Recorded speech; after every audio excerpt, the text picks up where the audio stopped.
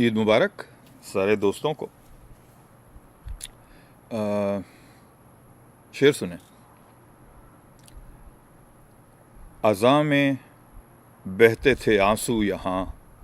لہو تو نہیں،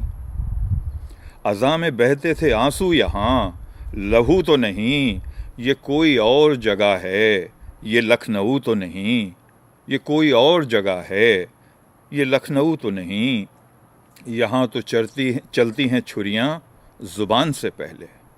یہاں تو چلتی ہیں چھریاں زبان سے پہلے، یہ میر انیس کی آتش کی گفتگو تو نہیں، یہ میر انیس کی آتش کی گفتگو تو نہیں۔ اور آخری شعر اور بڑے پائے کا شعر،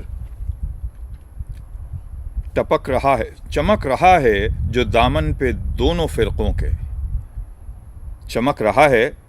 جو دامن پہ دونوں فرقوں کے، بغور دیکھیے اسلام کا لہو تو نہیں، بغور دیکھیے اسلام کا لہو تو نہیں۔ یہ 6 مصرے کیفی اعظمی صاحب نے 70 کی دہائی میں لکھے تھے، اسپتال میں تھے وہ، جیسا کہ مجھ کو لوگوں نے بتایا ہے۔ پرویز جعفری نے اصل میں مجھے یہ قصہ سنایا۔ تو اس وقت وہ شیعہ سنی فساد ہوئے لکھنؤ میں، اور ان دونوں فرقوں کی ان فساد کو دیکھتے ہوئے کیفی صاحب کے ذہن میں یہ خیال آیا، اور انہوں نے یہ 6 مصرے لکھے۔ آج اگر کیفی صاحب زندہ ہوتے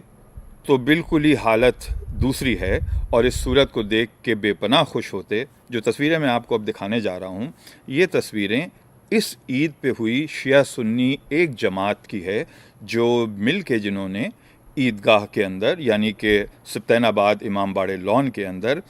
ایک عید کی نماز کی۔ اس کے میزبان شیعہ کمیونٹی کے لوگ رہے، انہوں نے اپنے یہاں اس کے انتظامات کیے، لیکن اس میں امامت دی انہوں نے اہل سنت کے ایک صاحب کو، امام کو، جنہوں نے وہ نماز پڑھائی۔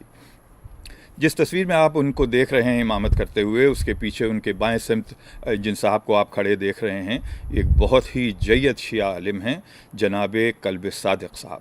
جناب کلب صادق صاحب لکھنؤ یونیورسٹی کے پروفیسر رہے، ہیڈ آف دا ڈپارٹمنٹ رہے۔ اس کے بعد شیعہ کالج کو انہوں نے چلایا، اور شیعہ کالج کے اگر مجھے پتہ نہیں بانیوں میں رہے یا نہیں رہے، لیکن اگر لکھنؤ ایران ہوتا تو جناب کلب صادق صاحب کا اسٹیشن جو ہے وہ امام خمینی کے برابر ہوتا۔ اتنے بڑے عالم، اتنے بڑے انٹلیکچوئل ہیں، لیکن پھر بھی اس کو ہمبلنس کہتے ہیں، اس کو بڑا دل کہتے ہیں، اس کو عزت افزائی کہتے ہیں، اس کو مہمان نوازی کہتے ہیں، اس کو لکھنؤ کہتے ہیں۔ انہوں نے اپنے سے کم عمر کے ایک صاحب، جو میں سمجھتا ہوں علم میں بھی، تجربے میں بھی اتنا درجہ نہیں رکھتے ہیں جتنا کلب صادق صاحب کا ہے، ان کو آگے کھڑا کیا اور ان کے پیچھے نماز بھی پڑھی، اور یکجہتی کے لیے یہ تمام قربانیاں دیں انہوں نے، اور لوگوں کو بلا کے اور ایک جگہ کیا۔ تو یہ تمام تصویریں جو آپ کی نظر سے سامنے سے گزر رہی ہیں، یہ ایک مثالی تصویریں ہیں، ایک تاریخی واقعے کی تصویریں، جس کے اندر لکھنؤ نے ایک بہت بڑا کردار ادا کیا ہے، اور یہ ایک ایسی تاریخ کی مثال لوگوں نے قائم کی ہے جن لکھنؤ کے دانشوروں نے یہ ایک بہت ہی بڑا کام کیا ہے۔ اس کے لیے سلام حاضر ہے ان کو، اس کے لیے میں